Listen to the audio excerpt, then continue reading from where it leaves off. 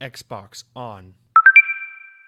Welcome to Xbox On, the podcast with one host about one console, the Xbox One. I am said host, Jesse DeRosa, and on today's episode, we'll be talking about the latest Xbox news for the week of June 11th, 2020, including Bungie had a live event this week loaded with tons of good news for Destiny fans. Xbox is getting a new store and mobile app. 343 seems to be working on new Halo projects, and more. It's a great week full of great news about all my favorite kinds of first-person shooters, so let's jump in.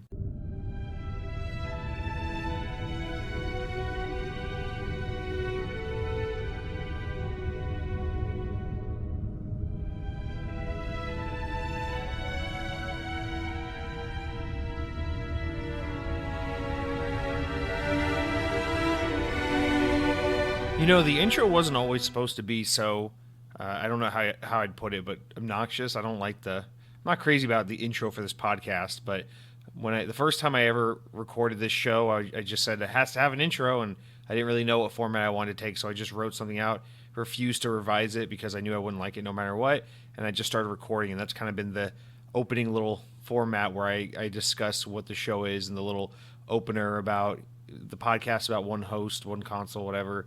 So I also said that Halo 5 song that it plays at the beginning was like a temporary thing, that every week I'd do a different song from an Xbox game, or that I would compose my own song for the podcast, and I never did anything like that. So we've just been listening to the same Halo 5 intro song that no one except me likes for like 53 weeks now. Deal with it.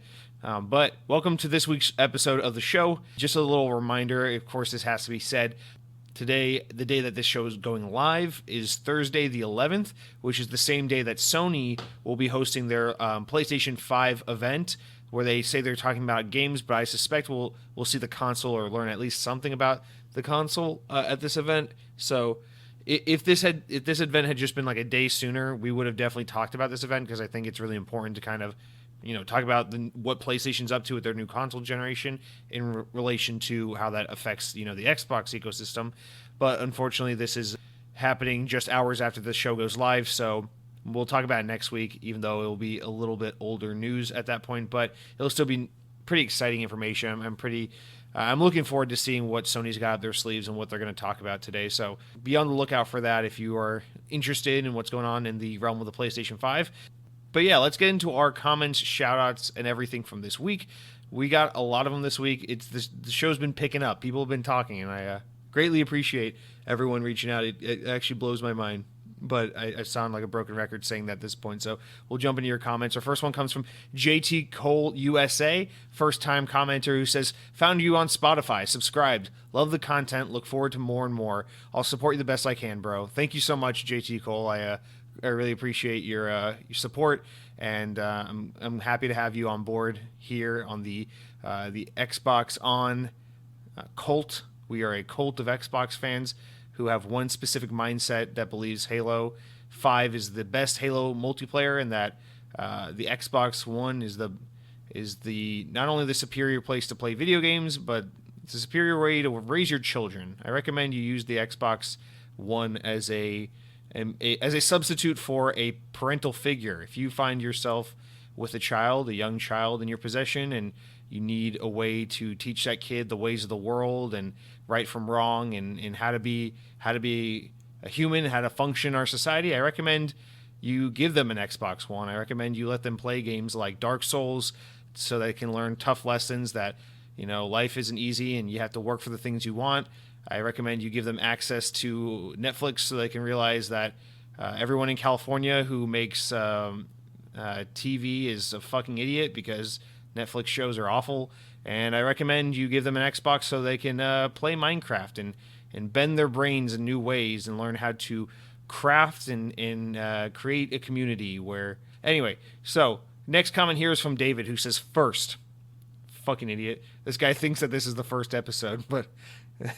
he doesn't realize that he commented on episode 52, so he should have said 52 or 52nd.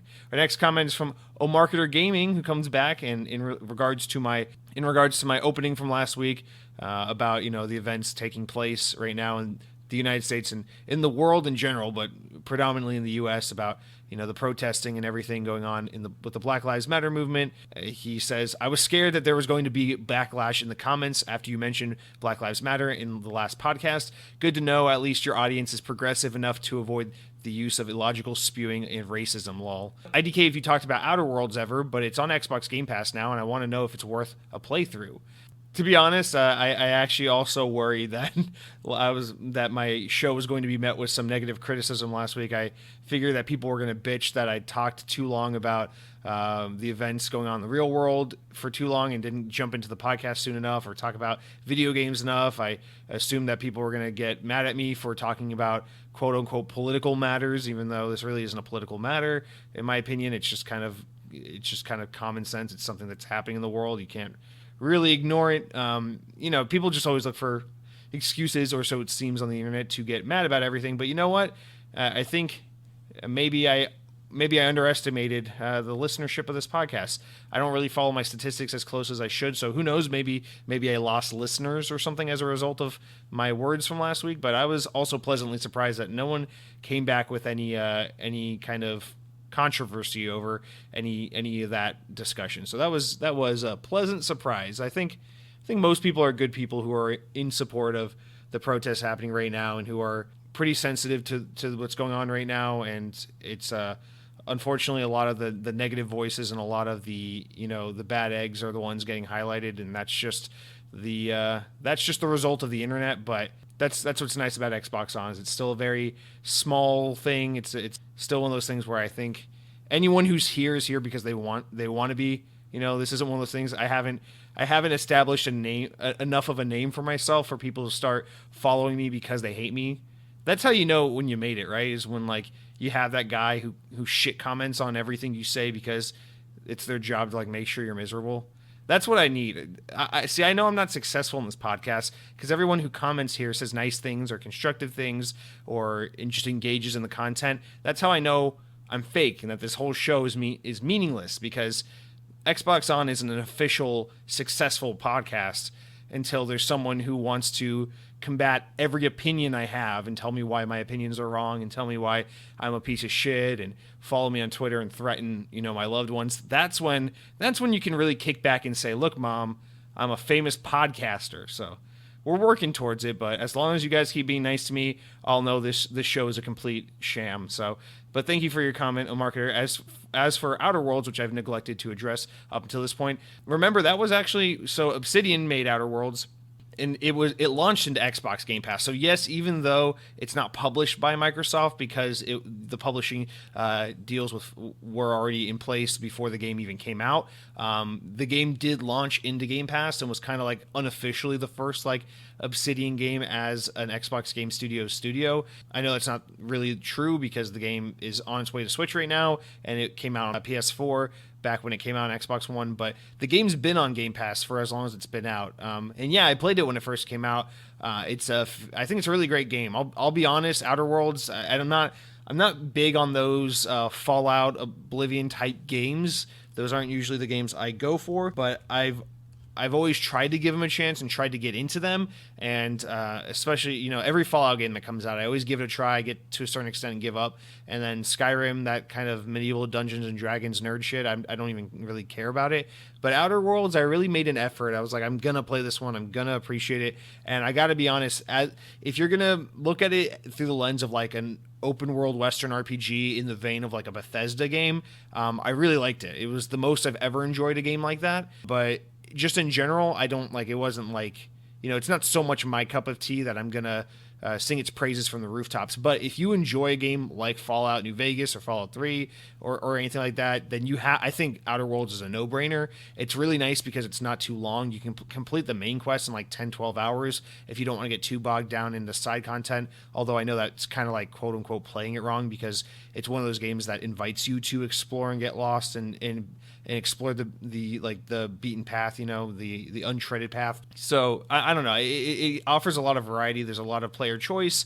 The writing's really good. The dialogue can be really funny, and the world's really fun and interesting. So I enjoyed, my 15, 17 hours I had with the game. But I enjoyed it about as much as I would enjoy, as I could enjoy any game in that kind of specific genre. But yeah, I think fans of that genre in particular will greatly love it.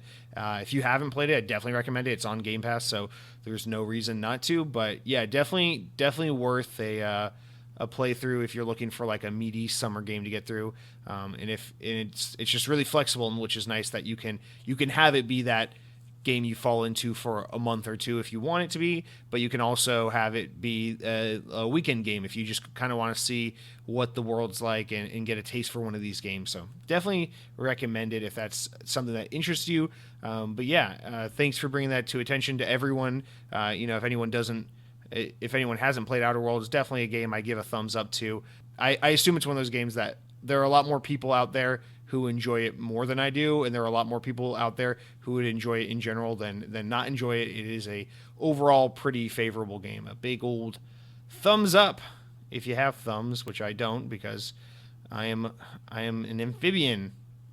Our next comment comes from Sarugi1, who says, absolutely loving the fact that Xbox is looking after all the previous generations with the Series X and things like HDR and FPS upgrades. Knowing I can play everything on one console is reason enough for me to buy a Series X on one day. Couldn't agree more, Sarugi1. I remember in 2015 when the Xbox One was all like, hey, backwards compatibility, boom, and it was the first, like, I think that was the first thing the Xbox One did that really started turning this ship around. That was like Phil Spencer's first initiative that's like, oh shit, things are going to change with Xbox. It's not what it was in 2013. This isn't the Don Matrix era anymore. Things are absolutely changing for the better. And there were a lot of naysayers saying like, yeah, of course backwards compatibility is nice, but who really plays, like old games? And I understand that where that sentiment was and where that mentality was, because if you think about it, like people people love the Nintendo DS because when it came out, you could put Game Boy Advance games in it, and that's so important. And people love that you can play GameCube games on the Nintendo Wii, and we think about it like in those kinds of contexts, and we think about like old backwards compatibility on older generations of hardware. And yeah, there is kind of like a sentiment of like, oh yeah, but do you really need a console that plays the old games? If you didn't play those games last generation, there's a reason why you didn't, and you can just play this generation's games and move on, and it's not the end of the world. But we don't really live in that era anymore, and I think Microsoft deserves a lot of props for kind of seeing this before it kind of came to light, and I think we're seeing it come to light as we approach the end of this generation, where having access to previous generations of content is really important, not just for those who want to preserve history and want to have access to a larger library of games, but for those because we now live in the era of, a game doesn't die just because the generation's over, and a game doesn't die just because you rolled the credits, and a game doesn't die just because you get to the highest level online, you prestige, and you and your friends are like kind of bored of it now. Like, games really live on beyond their traditional life expectancy, and we see that with the games as a service types games today. You're like, we see that with Minecraft, which is which will have been on 3 generations of Xbox by the time the Series X comes out. And it's the world we live in games now, and I think it's something that the PC market has always, of course, been mindful of. You've always been able to just play PC games. If you have a up-to-date PC, you can play anything from the newest game to the oldest game, right? Because that's how PC stuff works. And I think it's really important that consoles kind of adopt that mentality, especially as we move into a time in history where games are more fluid in the way we play games. It doesn't matter so much what generation or what piece of hardware it was locked behind. It matters so much, like, are you in the mood to play it? Is it accessible? Do you have access to it? And I think Microsoft's really spearheading that movement in the console space, and props to them that they're not only making it to where these games are accessible to us, but they're also making it to where they're better on newer hardware than they were before, which is also a very PC-centric thing, right? Because you can play a game from 10 years ago on a modern PC, and you can make it, and if you have the power on your PC, which, any modern PC can run an old game at pretty high specs, you can make the game, run faster, look prettier, and do all this shit, and make an old game, suddenly new again. And I think it's really awesome that Microsoft is trying to apply that philosophy to the console space, and really kind of innovative, not only innovative, but just kind of wise of them to do that. And I think that is something that's going to keep a lot of, even in a world where PlayStation's such a enticing platform because of its amazing first-party games, this is something that's always going to keep Microsoft and Xbox looking so fresh and exciting, because On Xbox, you just have access to everything you've ever bought, everything you've ever played, every generation of Xbox, and it's just so nice to know that as you move onwards, everything behind is still there with you, and I think that's something that's really going to resonate with audiences going forward. So totally agree. It's a really exciting thing. Also, my brother kind of chimes in with that too, because he says, I really hope Microsoft keeps making more backwards compatible games. They've done a great job with this, but they stopped adding games a while back. I have a handful of games I still can't play on my Xbox, so I had to hold on to my old 360 because of it. So honestly, speaking to that, I don't think Microsoft's given up on this at all.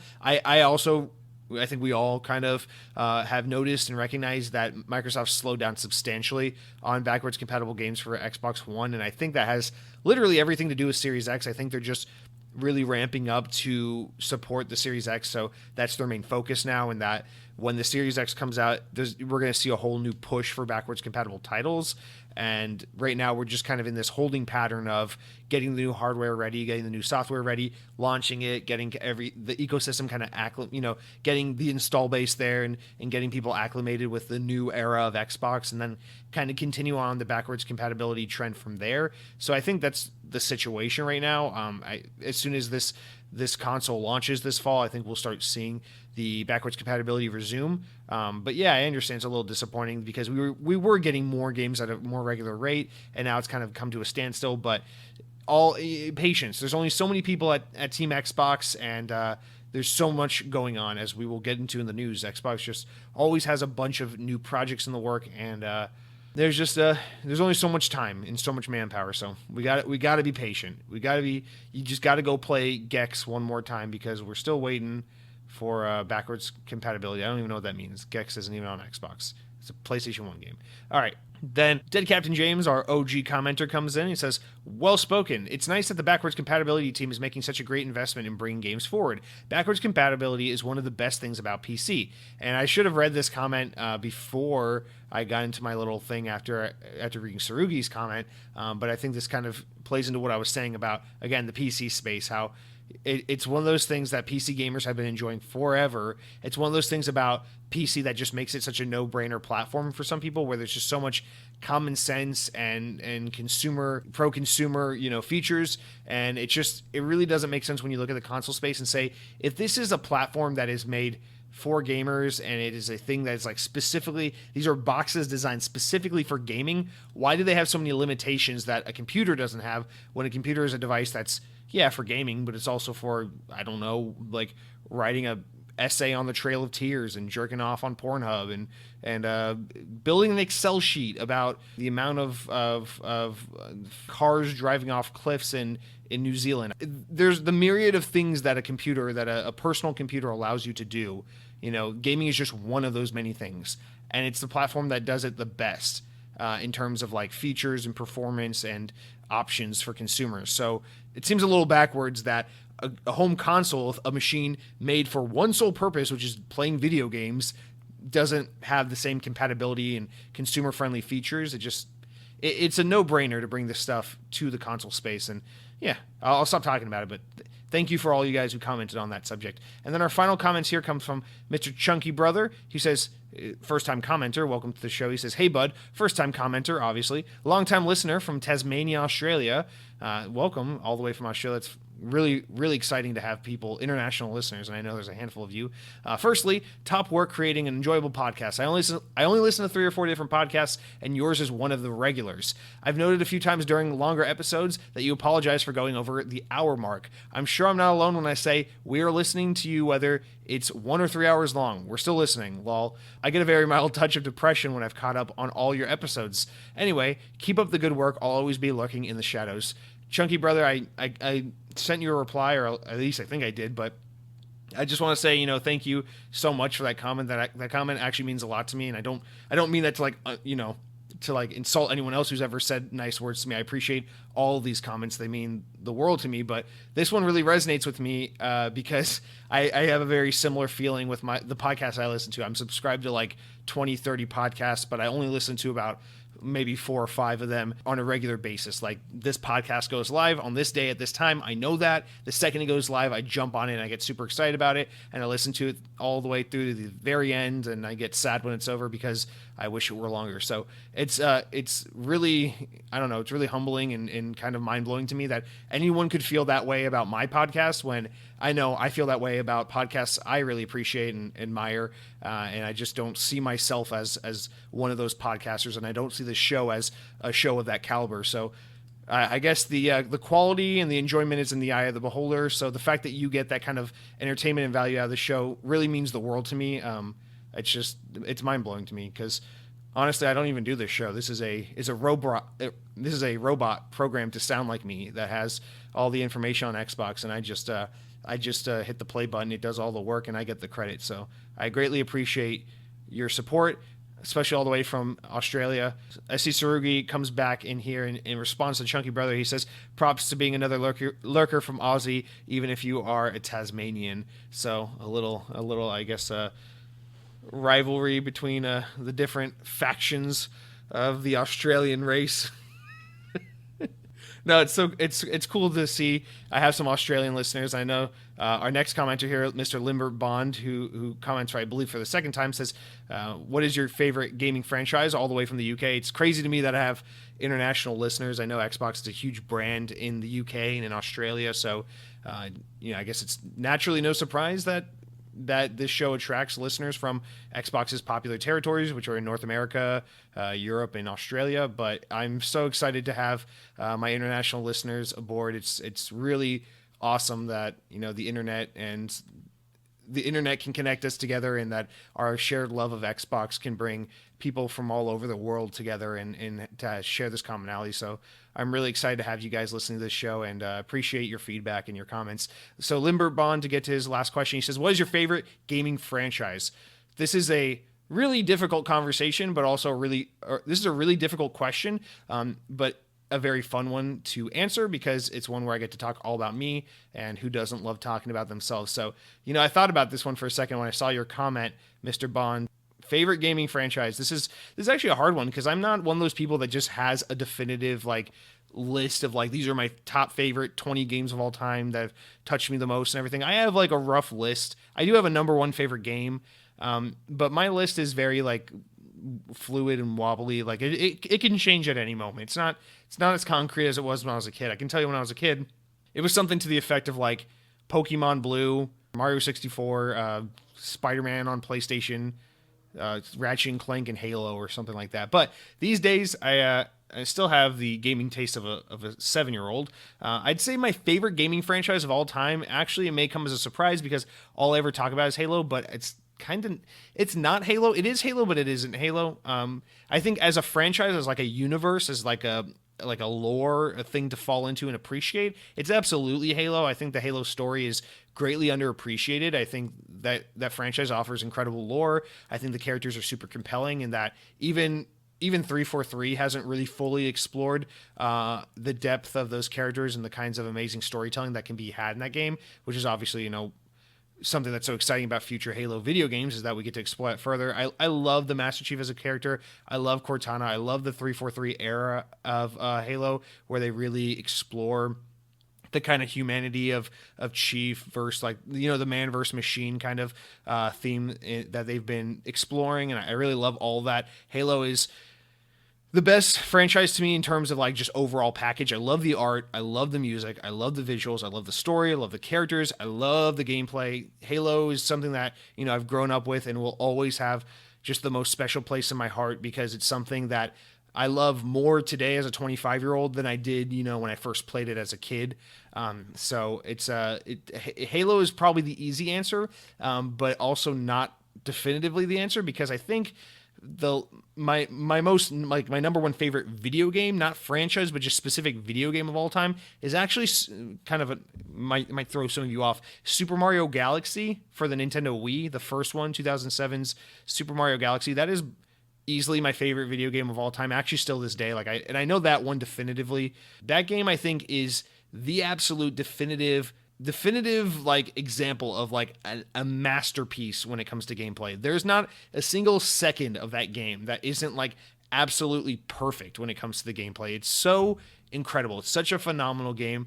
That's whenever I think about a game where it's like I played it for the first time and had one of those like, oh fuck, I'm not going to be able to put this thing down kind of moments. That's the game that comes to mind, because I really couldn't stop the second I touched that game. I went into a GameStop the day it came out and I played it at a demo kiosk because I wanted to try it so bad, and then I immediately fell in love with it so much that I had my dad take me home and bring me back to GameStop the next day so that I could sell all my shit that I still loved at GameStop just to make enough money to buy it, because I just couldn't imagine a world where I couldn't play that game like crazy. And I've beaten that game so many times. I've 100%ed it. It is such a phenomenal game. Mario Galaxy, incredible art style. Definitely the best art style from any Mario game. The game mechanics are so unique. It's really the perfect example of like just introducing a new and meaningful mechanic and really twisting it on its head a million ways. It's just so Mario, but in such a modern context. The game holds up so well, and it has a beautiful, beautiful score. Some of the best music in any game I've ever played. Really, really love Mario Galaxy. And overall, I used to always say the Mario franchise was my favorite franchise, the 3D Mario games in particular. I know most people say 2D. I love 2D Mario games, absolutely, but I definitely prefer the 3D ones just a bit more. The Galaxy games, 64, Sunshine. Odyssey, I think, is a fantastic game, but I think it's mildly overrated. I think Galaxy is definitely way better than Odyssey. But these days, it's just, I mean, I talk about it all the time. I make snide remarks at Nintendo.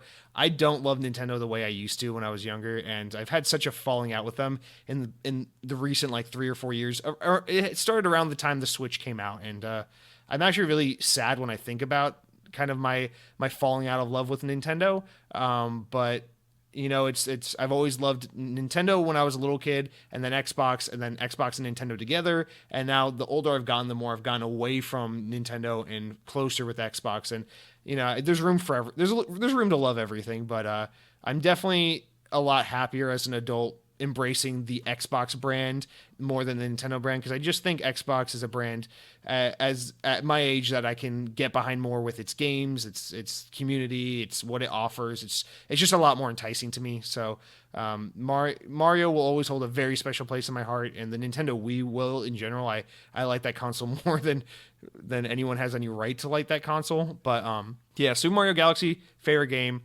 Halo, favorite franchise. Honorable mention, Sonic the Hedgehog. I know everyone hates Sonic. I don't care. I will never be ashamed to admit I love Sonic the Hedgehog. I think that franchise has been so poorly managed by Sega. There are so many bad Sonic games, and I still love every single one of them anyway. I think Sonic Unleashed is one of the greatest games of all time.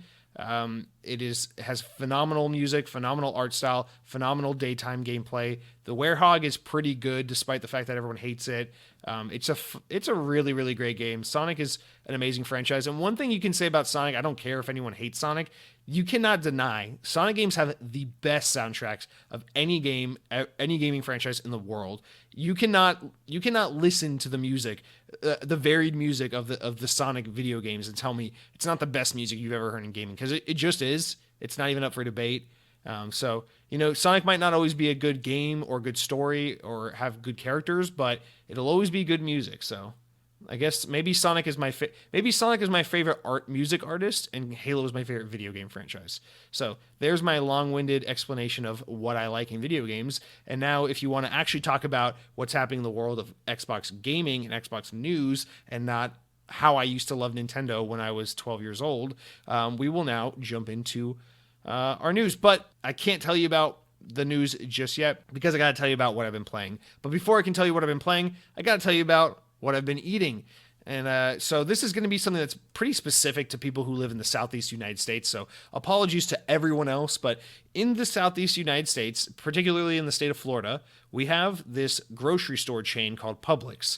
They're from Central Florida, but they're all over the Southeast. It was my first job when I was a youngin' was a bag boy and then a cashier at Publix. It's always holds a special place in my heart. But that's not relevant. What's relevant is that Publix has an unusually amazing bakery and deli for a chain grocery store in the U.S. Like, you know, you think about like your Walmarts or your Krogers or any of those kinds of stores, and they're not particularly great when it comes to like their bakeries or their delis, but Publix is really, really good. And their subs are phenomenal. And anyone who's ever heard of Publix or been to a Publix knows Publix subs are unparalleled. They're amazing. If you know what Publix is and you've ever been inside a Publix or had a Publix sub, then you know that if you ever if you ever go to a Subway or anything of the sort after having had a Publix sub, then the devil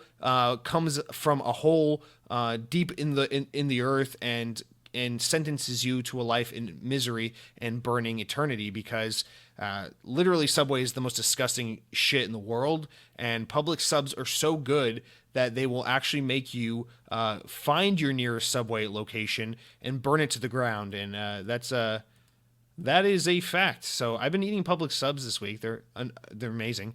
My girlfriend, as a side note, speaking of Publix, went to the grocery store today. On Wednesday nights I record the show. It's always a little bit stressful because on Tuesdays I do all the writing for the podcast. I get all the news together. I write the script. I try to space it out and figure out kind of the topics and the format of the show, so to speak.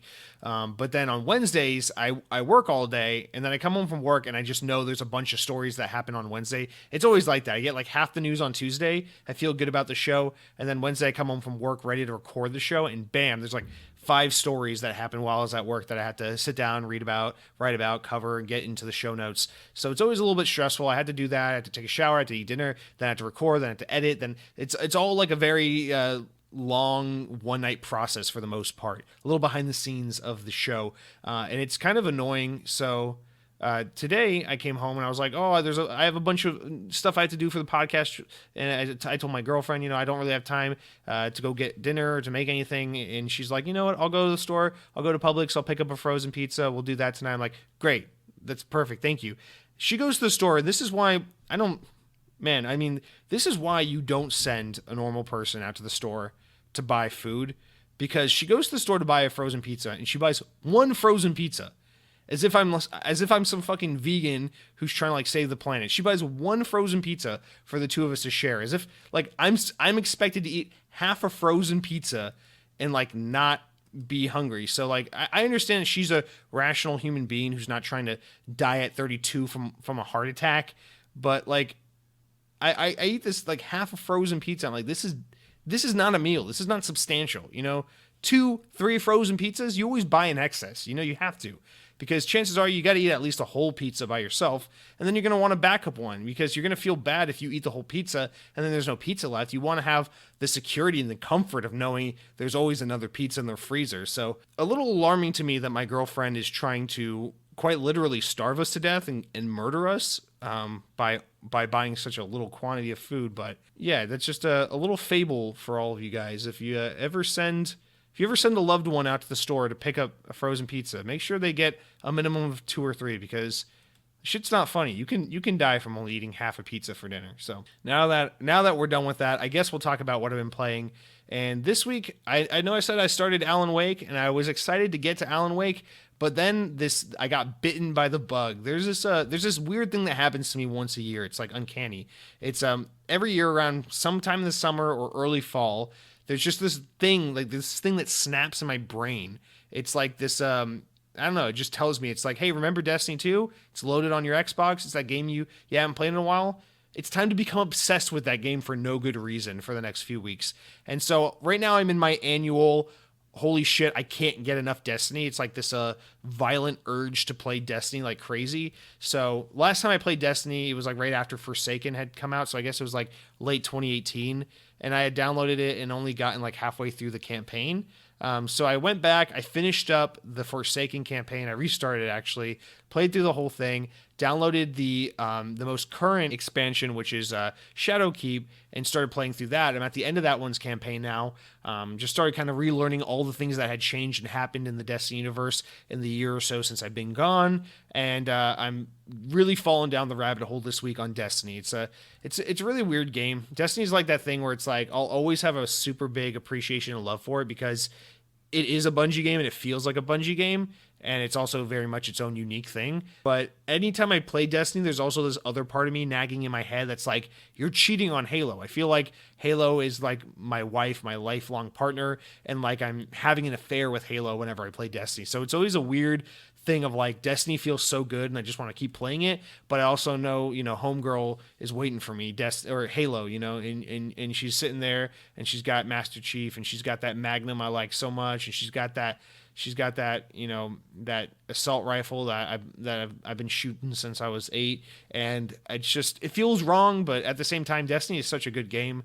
It's such a weird game because Destiny's not a good game, but it's a great game, And anyone who likes Destiny knows what I mean. It's like Bungie is constantly dropping the ball with Destiny, and they're constantly like disappointing people with it, but it's also so fun. And when they get it right, it's so exciting. And we'll talk about that in the news because a lot of Destiny stuff happened this week, but it's an exciting time to be a Destiny player, so I'm all in on that. I said, fuck you, Alan Wake. I've been playing that feverishly, and as soon as this episode's up and and I have free time again, I'm going straight back to Destiny. I cannot wait to play more. But that's what I've been playing pretty much exclusively this whole week, and now we will jump into the news segments. So insert notification pop sound bumper. All right, before we get into our first bigger story, I want to tell you, speaking of Halo and Destiny, earlier today, 343 released a video on the Halo channel, on the Halo YouTube channel, announcing that Halo 3 ODST's Firefight mode is coming to Xbox is coming to the Halo Master Chief Collection later this summer. This is a huge deal. I'm super excited about this because, obviously the Master Chief Collection came out as just the first 4 Halo games, and then they're like, here's ODST. And it was like, oh, really? Are we going to get Reach? And like, yeah, here's Reach. And I always said to myself, I'm like, yeah, but they'll never bring Firefight to it. They'll never bring true Firefight, because I love Halo 5 Firefight. I've played a bunch of it. The Halo 5 Warzone Firefight, it's great. It's fun. It's not classic Firefight. It's a different thing. But I greatly appreciate it, Halo Reach, its Firefight mode, that's my least favorite Firefight. Like, if I had to rank them, it's number 1 is ODST, number 2 is Halo 5, number 3 is Reach's. Reach's Firefight was pretty disappointing, but Halo 3's Firefight mode, oh my god, there's nothing like it. It is such a classic. It's so much fun, and I'm extremely excited that it's coming to Master Chief Collection. Make no bones about it. This will be my shit once it comes out. So it should be coming to both PC and console, of course. But yeah, they just said later this summer. So if you're like me and you had way too much fun in 2009 and 2010, staying up super late with your friends playing Halo 3 ODST's Firefight mode into the latest hours of the night, then this is going to be such a fun and nostalgic moment to re-experience the wonder of what I think is one of the best horde modes of all time, honestly. I don't know, my favorite horde modes of all time, probably the ODST Firefight and the original Call of Duty World at War's first iteration of Nazi Zombies. That game's Nazi Zombies were fucking amazing. But yeah, probably the best 2 examples of a horde mode. I know people really love the Gears of War horde mode as well. I don't have as much experience with that, so I can't speak to it. But super excited about Firefight coming back to ODST on Master Chief Collection. That is honestly the most exciting news all week for me, even more so exciting than this really exciting Destiny news that we got. So with that said, we'll jump into our first big story of the week, and it is that Bungie held their massive Destiny live stream event just the other day, where they announced everything from this year's new expansion to new expansions coming in the coming years, to the announcement that they're really doubling down on Destiny 2, so there won't be a third entry in the game, or at least not for the foreseeable future, as well as just tons of other smaller bits of information. So buckle in. I thought the live event was actually really good. It's probably the best. I haven't watched every Destiny live event ever. I've seen the one when they announced Taken King, when they announced Destiny 2, and when they announced Forsaken. So I've seen a couple of them, but this is by far the most exciting event I've ever seen from Destiny, which is weird, right? Because they obviously weren't able to go all out due to COVID and everything, and the kind of new nature of how the team was working from home and everything. But I think they put on a really good show. It was just really awesome. All the excitement you could tell they had, and all the news they had to share. So the stream, I want to mention this first because I think it was really touching. I know last week I talked about how sometimes it can kind of come off a little bit pandering, or people just kind of, businesses and companies and entities kind of just jumping on board and trying to make you think they're part of the conversation for not altruistic reasons, but for selfish personal reasons, when it comes to speaking out in regards to George Floyd and the protests and everything, and speaking up and sharing their thoughts in regards to the Black Lives Matter movement. I know we talked about that last week, but I'm going to sound a little hypocritical because Bungie started their stream. They did like the countdown to the stream, and then the stream started and it faked out, and it was like, okay, it's gonna start, and then it stopped, and it showed like a Destiny like countdown screen, like something that looks like from the game, and it just did an 8-minute and 46-second countdown of silence in regards, in respect and in to George Floyd and just kind of a shout out to the Black Lives Matter movement and everything going on right now. And I thought that was, I don't know, there was just something about the way they did it. It just, I don't know, maybe I'm a sucker and I'm just falling for it, but it felt so genuine and it felt so sincere, and I really appreciate it on so many levels because one, it just seemed like they're not afraid to like potentially piss off their audience because they just went ahead and they like tease like, okay, the event's starting. Not really. 8 minutes and 46 seconds of silence. We're just going to do this countdown. And it was like, I don't know, I thought it was really cool to see that they were like, hey, we're willing to piss you off, to all those people who are like, oh, come on, just show the event already. We're willing to say, hey, it's not as important as this. We're gonna show respect. We're gonna make a statement, and it was a powerful statement saying, because obviously right now your anticipation is max. You're waiting for this event to happen. You're waiting to learn new news, but we just gotta sit here for 8 minutes and 46 seconds. Does it feel like an eternity to you? Good, because that's how long this man was being like choked to death, suffocated. So it felt really poignant and it felt really sincere, and it just felt like, in my opinion, the best way that a corporate entity or company could have made a statement about this, more so than a generic tweet or changing your picture to just being a black profile picture, just a blank black profile picture. All that stuff rings a little hollow to me, but this felt like super well thought out and really cared for and genuine. And maybe that's only like further strengthened by the fact that Destiny or Bungie's CEO, I forget his last name, Pete something. It's like Pete Pearson or something. But he was tweeting all week about how he was outside in the protests, marching in the streets. And so I don't know, he just, between him and this move, it just felt like he and the team at Bungie were really focused on sharing an authentic kind of using their platform to be very authentic and to show an honest and caring statement about what's going on. And so I just had to mention that because that was the one example of like a company or a corporate entity or something where they made a statement about the Black Lives Matter movement or the protests, and it felt genuine, and it really resonated with me. So I just got to shout that out because I thought that was really awesome. Actually, the way they did that was expertly handled. But then after that, they jumped into what I think is the best Destiny live stream event we've ever seen. Tons and tons of great news. So earlier in the week, they rounded out the last season that just ended at Destiny with this live event where Rasputin shot down the Almighty, which is basically like, it's like a big god-like figure shooting down the Death Star in Star Wars, for context for those who need it. And it was like a live event where it happened in real time. And it was so cool that they did that. To me, that was just like such an interesting little look into like kind of some future things we can do, like the ways we can change the world of gaming, the ways we can innovate and try new and unique things that like this actual thing can happen in a video game that's going to impact the game forevermore. And it's just like a blip in history. It's like this thing where you had to be logged in at this certain place at this certain time, and only people who were there will ever really know what it was like. And it's just, I don't know. I think that's such a cool way to do storytelling and to do world building in a game that's alive and breathing. And I just really thought that was an awesome event. But that's kind of how they rounded out the series. And then that kind of sets things up for the new series or the new season, rather, that begins actually just this week. And then they use that as kind of the jumping point to talk about where the story's headed and all that stuff. And they announced the new DLC expansion for this year, which is called Destiny 2 Beyond Light, which will come with, of course, new story content, a new raid, which will actually be free to everyone. You don't have to buy the expansion to get that. But they're also going to bring the Cosmodrome back from Destiny 1 as a new as an explorable destination. So that will be coming back to Destiny. They're going to bring back strikes from the first game.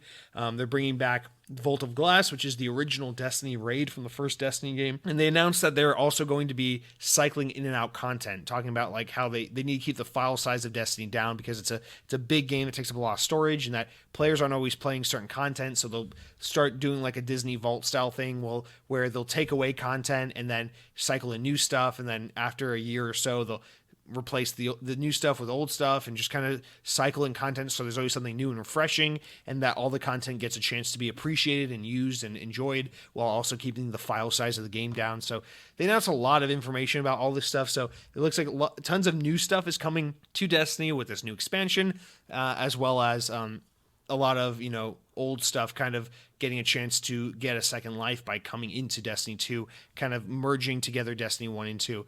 They also announced the next few years worth of expansions. They said 2021's expansion is the Witch Queen, and 2022 will be getting the Lightfall expansion. So basically road mapping to show, hey, we're not making a Destiny 3 right now. We're really doubling down on making Destiny 2 the best experience it can be. And my takeaway from all this really was that this is Bungie saying, like, hey, we're not tied down to Activision anymore. We can do our own thing. We have our own money, our own funding. We're not contractually obligated to put out, another entry in the game. We can just make this one game as good as it can be, which I'm really a big fan of, because Destiny was always a game that didn't need a sequel. It's always one of those games like we don't need a World of Warcraft 2, and that's how Destiny is. It's like, we don't need a Destiny 2. You could just keep making original Destiny a better game. And that's kind of what they're doing here, is they're saying no strings attached to Activision anymore. We're free to do our own thing, and we're telling you that, what was in Destiny 1 is slowly making its way to Destiny 2, and Destiny 2 is like the platform now. We're not obligated to make any more games in this franchise.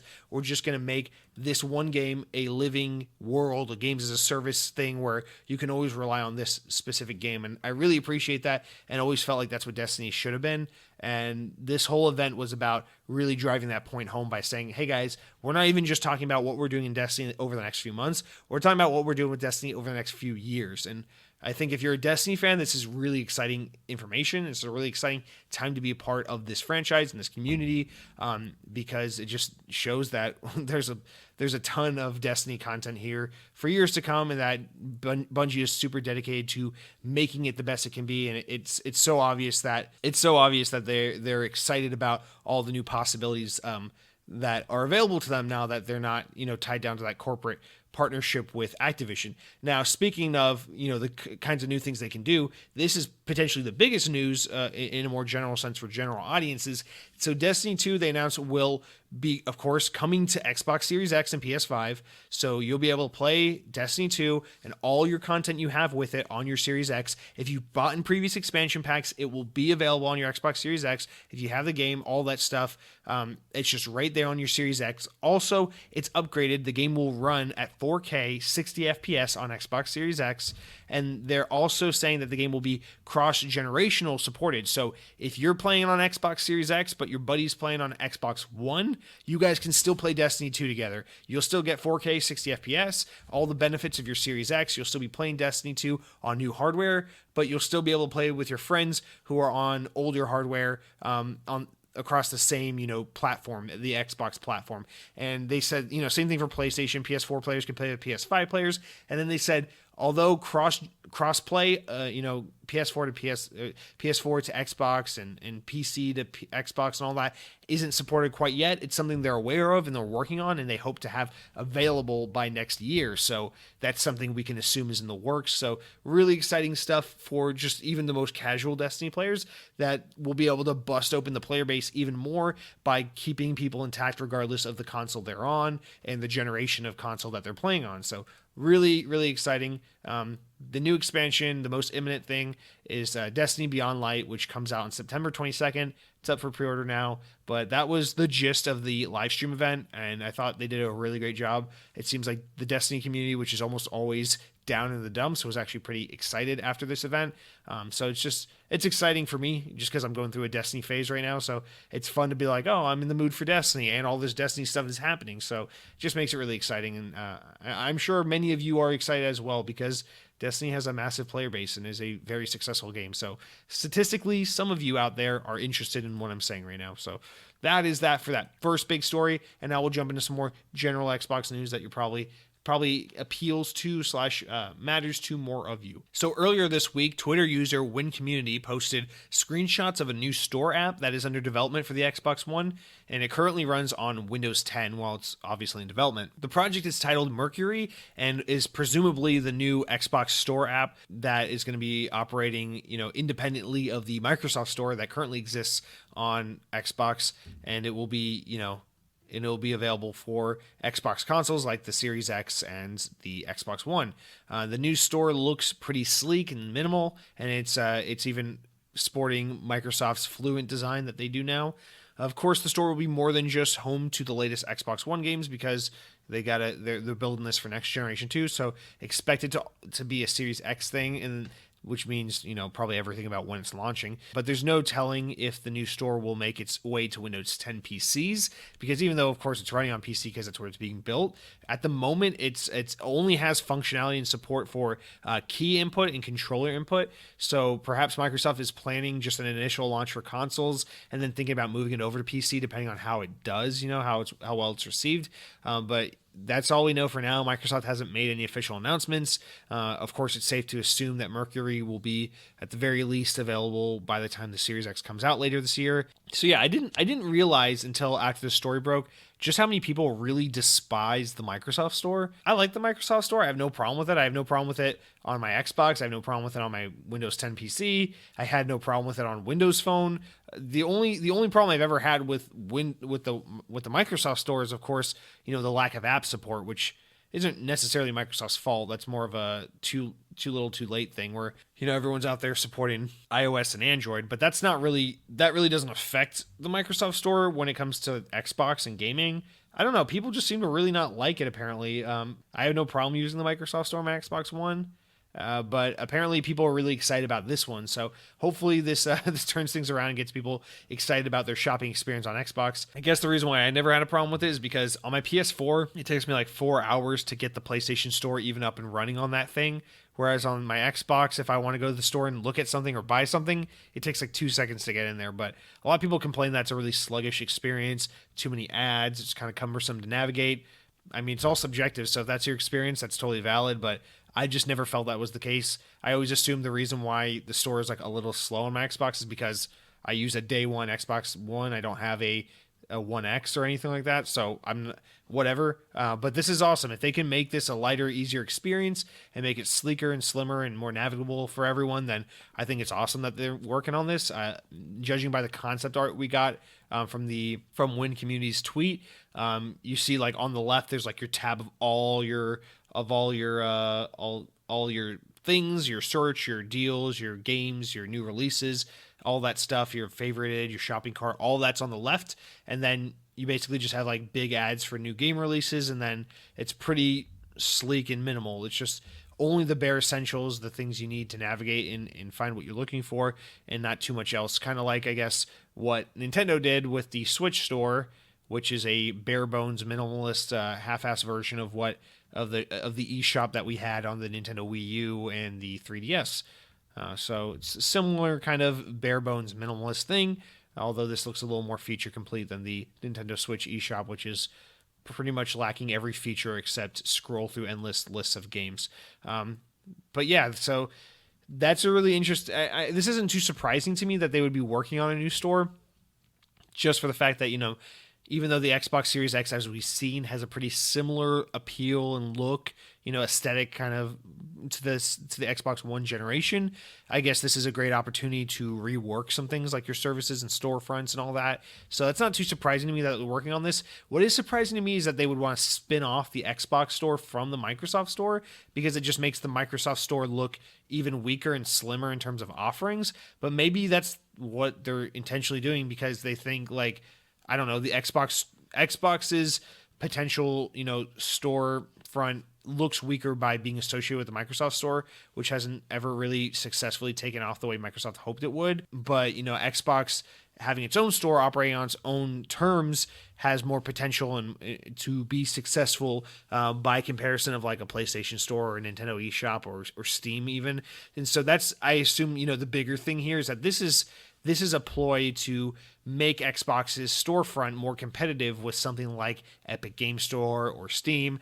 But what throws a wrench in that is that they're not really actively working on bringing it to PC. So what would be the answer then? Like if I want to download Halo Infinite on my Xbox Series X, I go to the Xbox store. But if I want to download Halo Infinite on my PC, I go to the Microsoft store instead of the Xbox store. So I don't really understand why they're trying to splinter the user base here. I have to assume that this is something that they're planning on bringing to PC at some point, because more so than just having a sleeker, faster system for, your new console with the Xbox store, you would think this would be more so an opportunity to become more competitive with like Steam, because obviously as Game Pass continues to grow and Xbox as a brand continues to get more, favor from the gaming community, you want to use that as leverage and an opportunity to compete with the juggernaut here, which isn't PlayStation, it isn't Nintendo, it's Steam, it's Valve, because they make so much fucking money from Steam, and if you could get a fraction of what they're getting,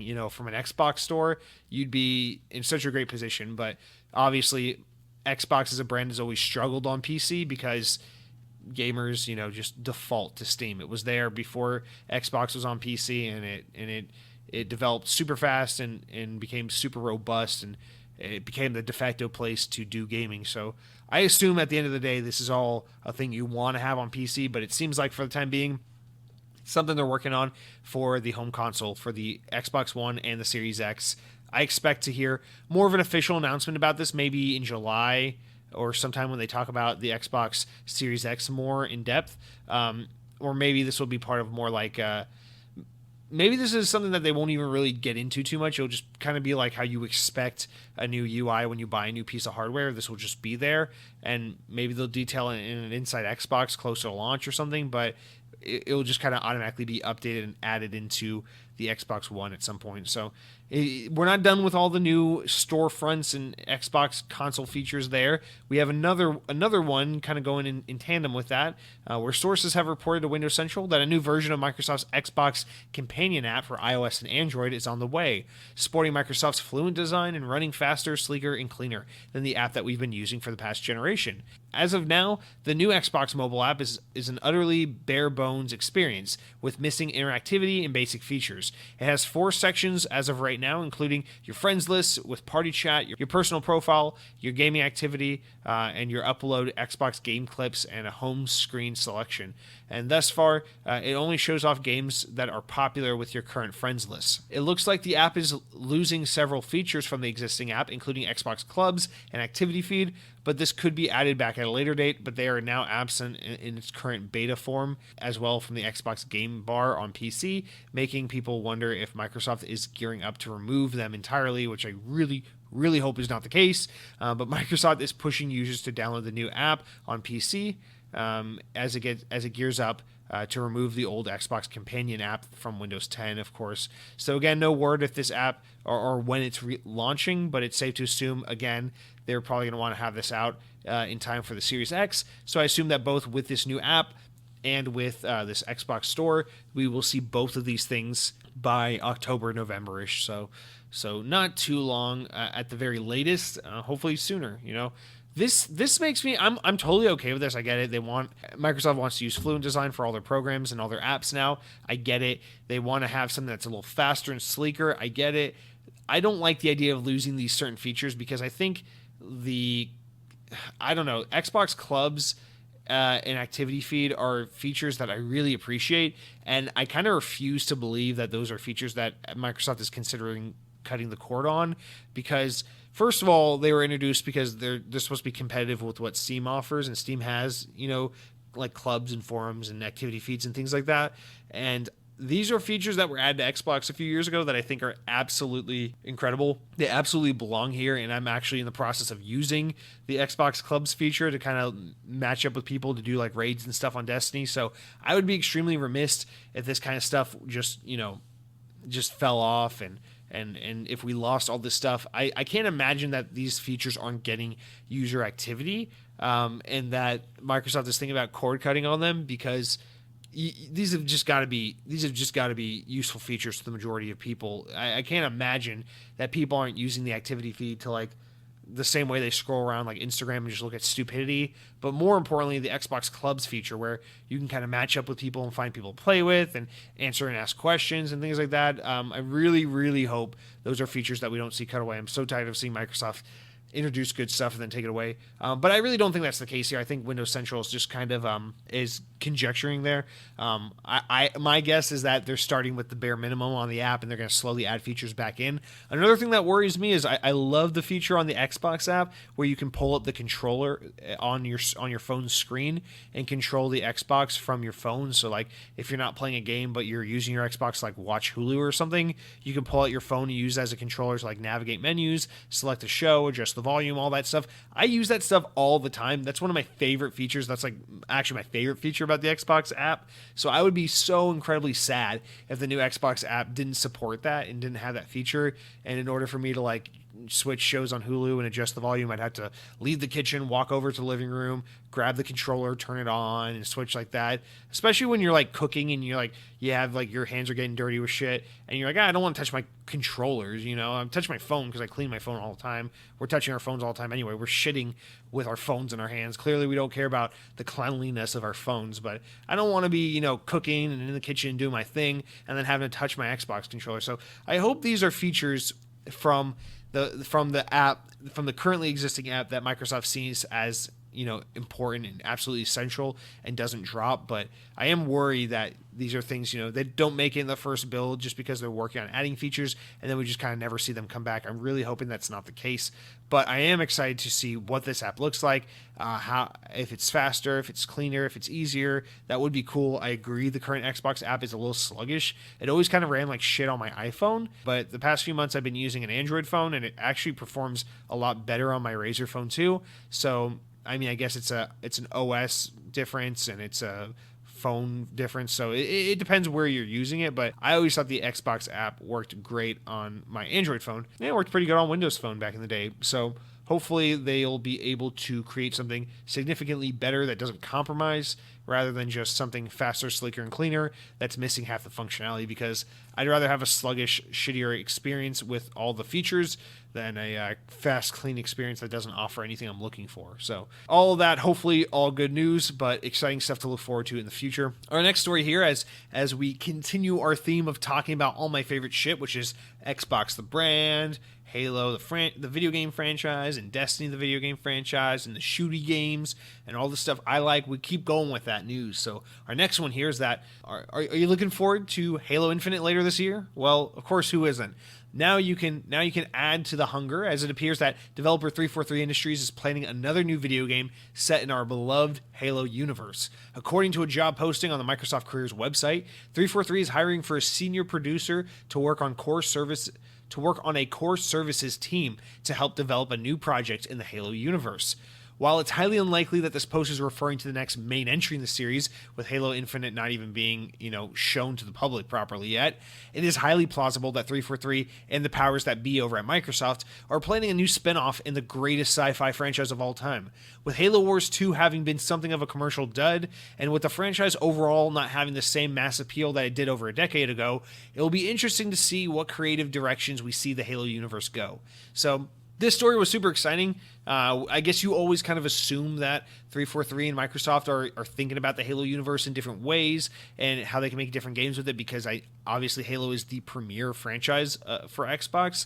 But also, I guess I wasn't expecting any kind of spin-offs in the near future, because I know after Halo 5 in the Master Chief Collection kind of having the controversies they had, the mentality has been kind of, let's lay low, let's take all the time we need and really get Halo right, because we cannot afford to mismanage this property and to disappoint people with this property, because it is Xbox. Master Chief is just as much Xbox as your controller is, as your actual console is. It's just the two are so synonymous. It's like having Nintendo without Mario. You just gotta have Halo being the premier franchise. So I thought that we were just kind of done with Halo spinoffs for the foreseeable future, while they really just buckle down on getting the main franchise back to like king status. Not that I think Halo 5 wasn't a fantastic game. I do, but apparently a lot of you noobs don't think so, and that's why we're in this predicament. But all joking aside, this is super exciting to think that 343 is working on another spin-off game. probably means they're working with another studio for that. I can't imagine 343 single-handedly working on Halo Infinite, whatever's after Halo Infinite, and a spin-off title. So they're probably, like with the Halo Wars franchise where they worked with, Creative Assembly and Ensemble Studios, this is another thing where they're probably going to work with another studio or spin off a B team to kind of work on this project. Now, obviously, the fun of this story, since we know so little, is that now we get to speculate about what kind of spin-off franchise they would be working on. So as I put in the notes here, I don't think there's a chance in hell they're working on a Halo Wars 3. I know a lot of people's first reaction was like, oh my god, we're getting a Halo Wars 3. Listen, I would love for there to be Halo Wars 3. I know Halo Wars 2 ends on a cliffhanger and kind of sets, it ties it into Halo 5 and builds up to something grander, and I would love to see that story continue. But I think whatever happens in Halo Wars 2 is going to tie into Halo Infinite, and I think Halo Wars is not getting another sequel because the game just didn't do that well. In fact, I think whatever they're doing next for a Halo spinoff, I think is going to be a little more traditional, at least in the sense of it's going to be first person or more like within a genre that has more mass appeal. So maybe it is third person, maybe it's first person, but it's going to be something more appealing to general audiences, unlike an RTS, which is generally more of a niche genre of a game. So maybe, I don't know, a lot of people say they want the two things I think, other than Halo Wars, the continuation of the Halo Wars franchise, I think the two things you hear people say they want the most in the Halo universe as a spinoff would be either a stealth action game, so like something a little more like ODST, but with a big emphasis on stealth and tactics. So I think that would be awesome. Or a horror game, like a survival horde mode game, or a survival horror game, kind of like all with the protagonist being the Flood. I really like the idea of like building out and fully fleshing out like just a generic UNSC Marine character and having him have like this story about like first contact with the Flood and all of that, and just kind of have it be this horror game where it's about resource management and escaping and things like that, where you just are severely underpowered to the Flood and you're just trying to survive and get out. I think that would be a super cool premise for a game. You can imagine like a UNSC ship set adrift with like a small crew, and then the ship gets boarded by the Flood, and it's about like their fight for survival. That'd be a fucking awesome game. Or you can think about like, I don't know, a stealth action game where you play as like an ODST or something like that. Whatever the case may be, yeah, those are undoubtedly probably two of the most popular opinions on like where this franchise should go for spinoffs, and I totally back both of those. And I totally back a Halo Wars 3, even though I don't think it's going to happen. But I think they can go with something even a little more lighthearted. Remember that Mega Bloks, like almost like Lego style Halo game that we have the footage of, that canceled game? I think they can make something of that ilk, and kind of appeal to a younger generation, try to get younger players interested in Halo and introduce them to this franchise that now kind of resonates with an older audience than it used to. Or maybe try something entirely new. I don't know. It's hard to imagine because I'm still kind of the mindset that Halo Infinite is going to ditch the traditional, more linear, level by level layout of a traditional Halo game and in favor go for a kind of Breath of the Wild twist to the Halo franchise, where we're going to see it be an open world game where you're on this one Halo ring and you're just kind of taking quests and missions and roaming this open Halo ring planet where, and that's the game. So it's hard for me to imagine that maybe what the spinoff game is like a Halo game set in an open world. But also, there's the part of me that always wanted to know more about Locke's story. It really made me sad with Halo 5. I know people really are disappointed with the story in Halo 5, and I know people really blindly hate Spartan Locke, but that always disappointed me because I don't think Spartan Locke's a bad character. I think he's just underutilized, and I always thought Spartan Locke had, first of all, I think he has some of the coolest armor of any Spartan in the Halo universe, and I just think that's undeniable. I still love my Halo 5 Spartan Locke controller, but I also think it'd just be so cool to give him his own spin-off game. Be like, listen, Locke, we got to keep you out of the main game. People cried too much when they weren't playing as Master Chief, so we got to give you your own game, and then do kind of like a more traditional Halo game. If Halo Infinite is going to kind of evolve the franchise and make Halo more of an open world experience, then make a spin-off game where you play as Locke and get his story, but have it play more like a traditional like Halo 3, Halo 4, Halo 5 game where it's more like level based, because I think that'd be cool. That way you're still giving people the classic Halo they know and love, with that spin-off game, but you're also evolving the franchise and pushing it forward with the main line games, which is, your Master Chief games, which kind of take the Zelda approach of saying, okay, it's not enough to be what Halo was 10 years ago. Now we got to make Halo new again, familiar but new. And so I don't know. I think that's a possibility. If Halo Infinite is to be this kind of evolution on the Halo formula, where it's open world and quest taking, there's RPG elements to it. If it's like a Zelda Breath of the Wild or like a Elder Scrolls or Skyrim, but for Halo, then I think you can still give people their classic Halo fix by making a spinoff about someone like Locke. Hell, make a spinoff about Jerome from Halo Wars 2. I don't give a shit. Find a cool Spartan. Make one about Palmer. Make one about, I don't give a shit. Make one about Blue Team. How cool would it be if they made a fucking Halo spinoff game about Fire Team Blue, or about Blue Team? Like, that'd be so cool. Like, it's like all based on the first Halo novel, and you can have like Linda and Fred and Kelly and John and everyone, and just like, and have them go out and do their own missions and kind of their own I don't know, have it set in a time where Master Chief was younger and when he was like a newer Spartan and like learning to work together, kind of during the events of Halo, the Fall of Reach. I just think that'd be such a cool game. It could be like, I mean, I guess this one's more unlikely just because it would be kind of treading ground of what Halo 5 attempted to do, but like a squad-based tactical kind of Halo game where you play as like a younger Master Chief before he knew Cortana and Blue Team, and just kind of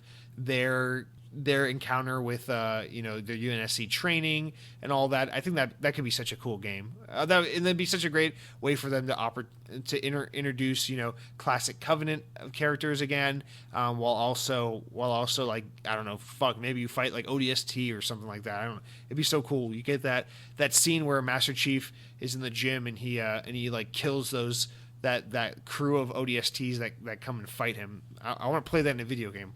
Fuck it. But I don't know. There's so many ways they could take this game. They could do something like what Gears Tactics did. I think that's a little too much like treading familiar territory because they already have Halo Wars. But I don't know. There's so many directions in which they can take this. I can't even begin to imagine it. But it's really fun to fantasize about and just I don't know, just kind of think about, because Halo's an amazing franchise, and I think there are endless possibilities with what you could do with it. Speaking of endless possibilities, I think the best Halo you could possibly make would be a Halo Sonic the Hedgehog crossover, where it's basically the Halo universe, but the gameplay of Sonic, where you run super fast and you got a boost. I think a Master Chief that just has the need for speed would be totally cool, and I'd play the hell out of that game. Maybe it's a Halo kart racer. That would also be really badass. I like to do some Warthog kart racing, so that'd actually be awesome. That'd be a really fun, like, little kiddie knockoff, spin-off game, whatever. But that is it for that story. We'll put a pin in that for now. Hopefully we will hear more about that in the coming months or years. Obviously we won't see a reveal for whatever that game becomes for probably a while to come, so we can just keep our hopes up and just be excited knowing that there is indeed more Halo spin-off stuff in the works. Hopefully it's not another twin stick shooter like those twin stick games they made for Windows Phone and Xbox. They were just okay, but we don't need that. Our next story here comes from IGN, and it is that references to the Xbox Lockhart, the rumored second console to the Xbox Series, have been found in the Windows operating system libraries. Images from the operating system's code were tweeted by security researchers Title OS, which includes 5 references to the Lockhart codename found within several of Windows System 32 library files. They included files specifically featuring the phrase Xbox Lockhart, as well as Xbox Anaconda, the codename for the Series X. The Xbox Lockhart is believed to be the lower powered, lower priced, and alternative to the Series X, with rumors suggesting that it may retail under the same name of the Xbox Series S. But no official announcements have been made by Microsoft. But still, Windows Central has said that they have spoken with developers who have been targeting the console. So it's a thing. It's a poorly kept secret at this point. We know Xbox Series X, Xbox Lockhart, whatever we want to call it, is a thing. We're just waiting for Microsoft to say something. I get it. They want to focus on the big, flashy one. I think what they're waiting to do is go all out on the Series X, have Sony spill the beans about PlayStation 5, and then kind of cap them. They're trying to sandwich PlayStation in, come out with the big guns, and then let Sony come out and be somewhere just under where Microsoft is on the Series X, and then kind of hit them from behind with a lower power, lower price alternative. So you got PlayStation 5, which is kind of expensive and pretty powerful, but not as powerful as Series X. And then you got Series X, which is more expensive than PlayStation 5, more powerful than PlayStation 5, but if that's too intimidating for you, you also got Series S, which is slightly less powerful than PS5 and Xbox Series X, but cheaper than both of them. So that way it makes Xbox enticing no matter which side of the fence you're on, and then it puts PlayStation squarely in the middle, making it hard for people to decide, is PlayStation 5 right for me? But with Xbox, I have two options that make it easier, if I'm on a smaller budget or if I favor the most power. I just think it gives Xbox that advantage of saying, hey, if you're looking for the most powerful thing, that's us. Hey, if you're looking for the affordable thing and just a way to get your foot in the door and play some next gen, that's us too. And it leaves PlayStation being kind of vulnerable where they're like, well, we're not the cheapest one out there, and we're not the most powerful one out there, and we're not the easiest entry level one for you to get your hands on out there. They're just kind of stuck in the middle. I think that's the strategy, obviously, with the 1-2 punch of the Series X and the Series S. But I think Microsoft is very specifically waiting for PlayStation to spill the beans on the PS5 finally, and for us to get our final look at the Series X before kind of jumping in to kind of keep the messaging coherent for everyone to understand that there are two boxes and what the two things offer and what they are and everything. So all in good timing, my children. At least you might be saying, they still haven't shown the Lockhart at this point. Like, how long can you wait? Well, guess what? PlayStation hasn't even shown you the PS5 yet. So, at least Xbox has shown you most of what they're working on for their next console. So hold your horses, kids. It's exciting stuff. And of course, all this will sound super outdated in a few hours because we'll probably have seen PS5 by the time you're listening to this show. But our next story here, coming back to IGN, says, back in 2012, a studio by the name of 38 Studios released Kingdoms of Amalur: Reckoning on the Xbox 360. The game was unlike any other and featured lore written by New York Times bestseller author R.A. Salvatore. Despite being an unknown studio, EA picked up the game and released it to pretty solid commercial and critical success. Unfortunately, however, this would be the end of both Kingdoms of Amalur and 38 Studios. The studio was founded by ex-Boston Red Sox MLB pitcher Curt Schilling and paid for with a loan from the state of Rhode Island for something like $75 million.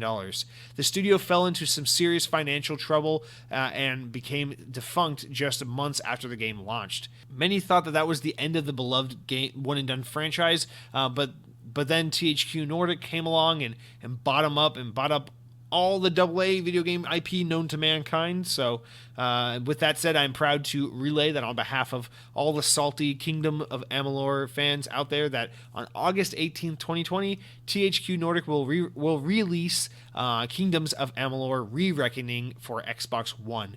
The remaster will feature all of the game's DLC and feature improved graphic fidelity. So this is one of those out of nowhere ones. It first appeared it kind of got leaked by appearing on an Xbox online store, and then THQ came out and confirmed it, but pushed the date back by a week.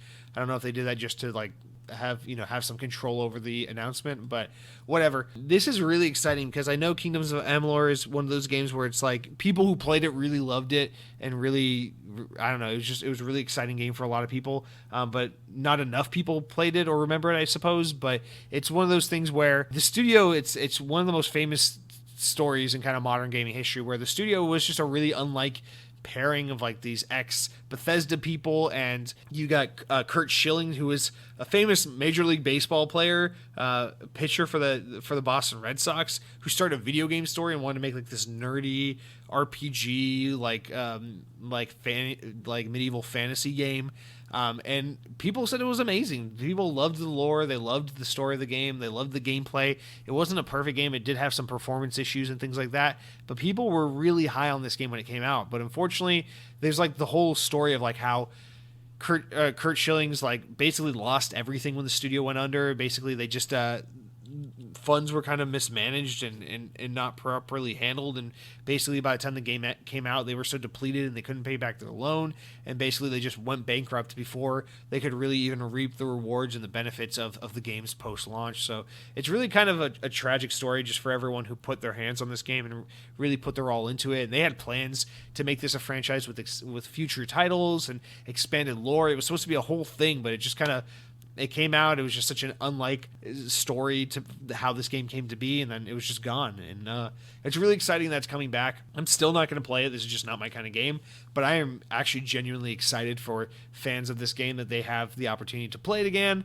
that this game can get into the hands of more players, and that this game just, has an opportunity to have new life breathed into it. And of course, this is what THQ Nordic does. They find the games that the games you didn't play before, the games that you maybe should have given a try last generation, and they bring those games back. They're not re-releasing a game from 5 years ago or a game you don't need to play for a million times. They're not BioShock collectioning their games. They're bringing back games that need to come back, like Destroy All Humans and things like that. So that's where we are with this. So pretty exciting stuff. I know people were like kind of losing their minds over this. They were so excited, and I'm just really happy on behalf of that fan base that this is happening. But really unfortunate for the studio, of course, originally behind this game, but glad the game can reach a new audience and find new life in 2020. And our last story for the week is that Bungie has a new posting on their website looking for an incubation art director, which inquires about applicants looking for to work on something comedic and lighthearted and whimsical. This certainly does not sound like anything Bungie has ever worked on before, anything we're familiar with from them, but according to IGN, other job listings help further illustrate the direction of Bungie's new IP. A position for incubation investment designer reveals that the game will have a, quote, wide variety of pursuit and loot systems, and notes that the role requires experience in fundamental RPG systems, indicating that we can once again expect this game to build on RPG principles, which we've seen Bungie work on with Destiny. And they say, quote, you will work in tandem with our sandbox and economy teams to build and distribute items to our players, explains the listing, which suggests open world design. The position of the incubation senior/lead combat designer also indicates that weapons, armors, and abilities will be core components to the game's combat encounters. So this sounds like a ridiculous amount like Destiny. Like they talk about it being like comedic and fun and lighthearted, which is nothing like Destiny. But then they talk about it being like focus on loot and weapons and gear and armor abilities and open world and RPG elements. I'm like, you're describing Destiny right now. So it's really weird that they're kind of describing making another Destiny, but also a new franchise, which is just an interesting thing. But for those who don't remember, Bungie announced last year that they're working on a new franchise that might come to market by sometime in like 2025. The company also filed a trademark for a project called Matter back in 2018, and around the same time they entered the partnership with Chinese publisher NetEase worth $100 million that allowed Bungie to explore new directions and kind of start sowing their oats and doing other things. So this is important news. This is Bungie's obviously working on something new other than Destiny, which is crazy to think about. This is, again, giving further credence to my argument that Destiny 2 is the end of the road. They're not making it a Destiny 3. They're going to support Destiny 2 for the foreseeable future. That is Destiny. If they had their way, there wouldn't be sequels. It would just be Destiny, the one game, the one platform, going on in perpetuity, But here we have them talking about another game they're working on, which sounds a lot like Destiny, which I guess isn't that crazy of a thought. It's like there are other examples, none that come to mind right this second, though, of like studios that like make I don't know, it's kind of like the Bethesda equivalency, right? Where like Bethesda makes like Elder Scrolls and Fallout, and maybe this is Bungie's way of saying like, hey, we want to do a similar thing where we have like our sci-fi space shared open world shooter game and also our comedic, I don't know, funny, lighthearted, whatever open world shared shooter universe. So maybe this is like kind of like Destiny, but for a different market, with a different lore and different story and different world to kind of appeal to a different market, kind of the way that Elder Scrolls and Fallout are both kind of similar games that cater to different markets depending on what world you'd rather explore and live in. It's really hard to imagine because that sounds like a big project.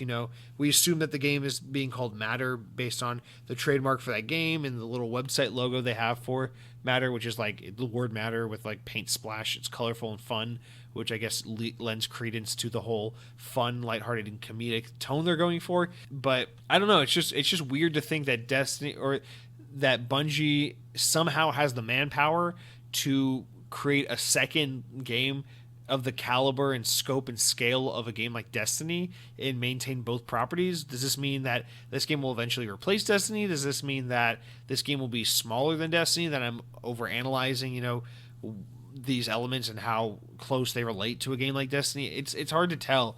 But I was under the impression that when Bungie said they were working on a new franchise, that they were talking about like a mobile game or like something a little like more one and done. But I guess when you're a company like Bungie, it doesn't really make sense to go back to the kind of Halo days of making a single like one and done game where it's like you buy it once, you play it, and that's that. They make so much money and they've built their brand these days off the games as a service, reoccurring kind of experience, and maybe that's where their bread and butter lies, and they're going to continue to explore that avenue, which would make sense. They were the first to really pioneer that looter shooter genre, so to speak, and I argue that they still do it better than anyone else. I know I played the Anthem recently for the first time, and I said I agree with you guys.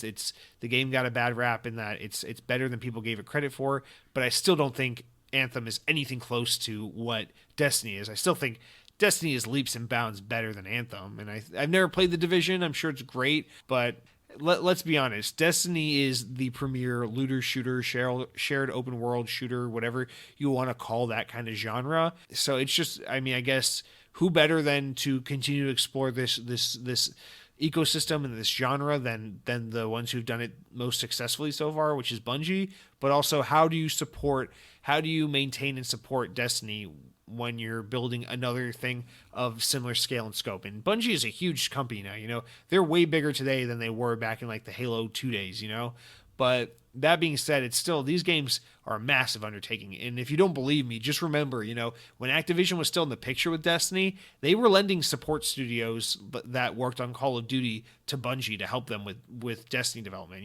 They had Beanoxes and Neversoft and those kinds of companies that are support studios on Call of Duty aiding Bungie in Destiny 2 development. So these projects are massive, and there's a lot of work that goes into them, and I just don't see how Bungie has the manpower to make this work. But then again, they got $100 million from NetEase, so maybe that's how they managed to find the money and the manpower to make this happen. So it'll be really interesting to see how this story continues to evolve. But yeah, as someone who was like firmly believing that Bungie's new second, whatever their new IP was they're talking about, as someone who firmly believes that it was a mobile game franchise they were working on, I'm now extremely interested to figure out what this is, because I'm starting to think they're talking about another like AAA console game. So we will have to see where that takes us. And that's going to do it for all of our news for the week.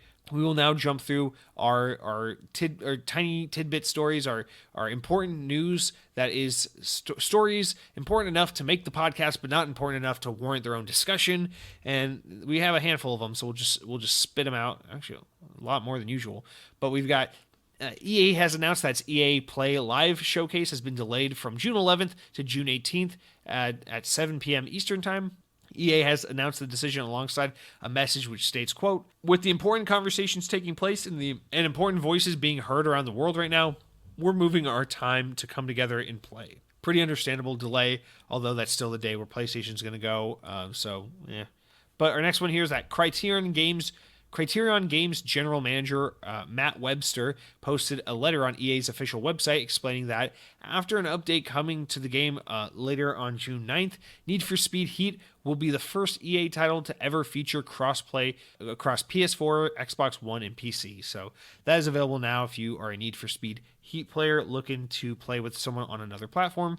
And then we got Windows Central reports that Jordan Denton, who worked as an associate sound designer on The Last of Us Part 2, has announced that she is joining Xbox Game Studios Obsidian Entertainment as an audio designer. So that's some nice talent. She's like an award-winning sound designer, or rather her work has been award-winning. So that's pretty impressive right there.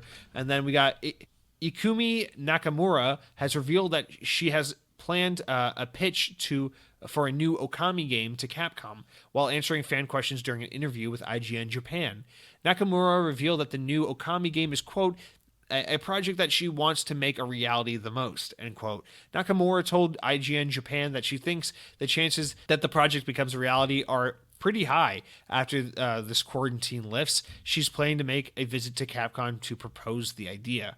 That would be exciting. We haven't seen an Okami game in quite a while. And then we got IGN revealed during their Summer of Play that Alex Kidd in Miracle World DX, an updated version of the classic 1986 platformer, is coming to Xbox and PC later this year.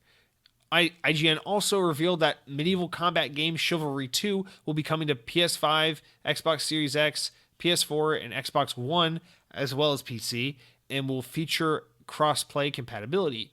IGN also revealed that Metal Hellslinger, a rhythm FPS game, is coming to PC, Xbox, Series X, and One in 2021. IGN also revealed that Pathfinder Kingmaker Definitive Edition, the 2018 RPG inspired by the likes of Baldur's Gate and the original Fallout games, is coming to PS4, Xbox One on August 18th.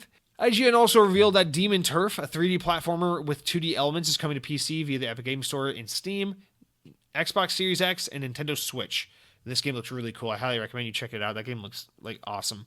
And lastly, but not lastly, developer Slightly Mad Studios is back in the driver's seat after a surprise announcement that Project Cars 3, the next game in the popular racing simulator series, will be on Xbox One later this summer. And next we've got a handful of new games coming to Game Pass this month. We've got The Bard's Tale on June 18th. We've got Battlefleet Gothic Armada on June 11th.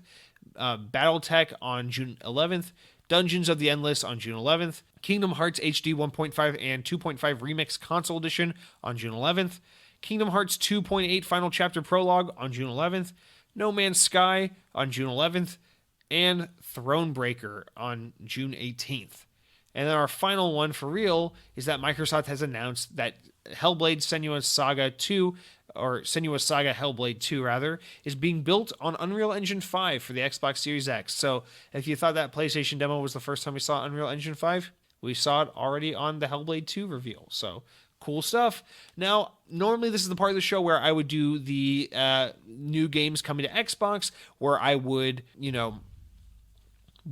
talk about the new games coming out this week on Xbox and explain them solely based on a screenshot out of context rather than a description of what the game actually is. But unfortunately, Xbox Wire didn't post a drop this week.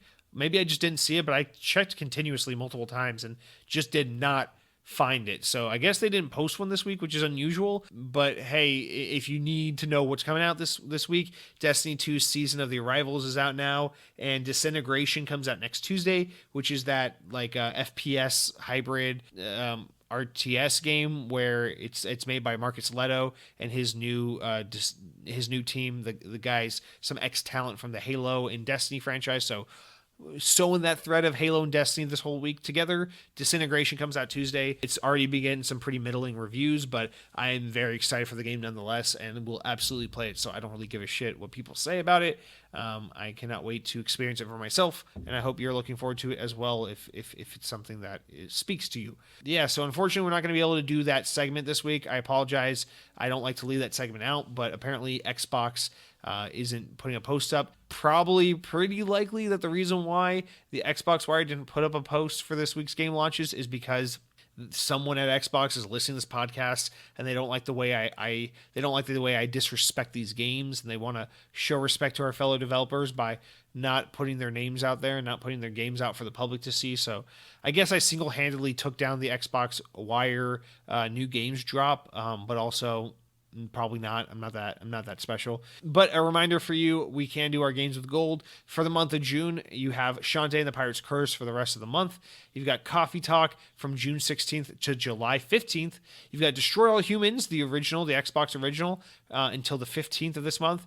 And then you got Sin Mora, or Sign Mora, whatever, from June 16th to the 30th. And that is your 360 game. So a little bit of every generation. You got an OG game, a 360 game, and 2 Xbox One games. So that is going to do it for all of our information, our new information for this week on Xbox On.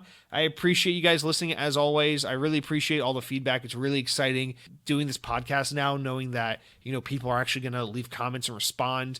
I greatly, greatly appreciate that, guys. Remember to leave 5-star reviews on iTunes, 5 stars exclusively. I don't care if you enjoy the show and you think it's a 3-star review because there's room for improvement.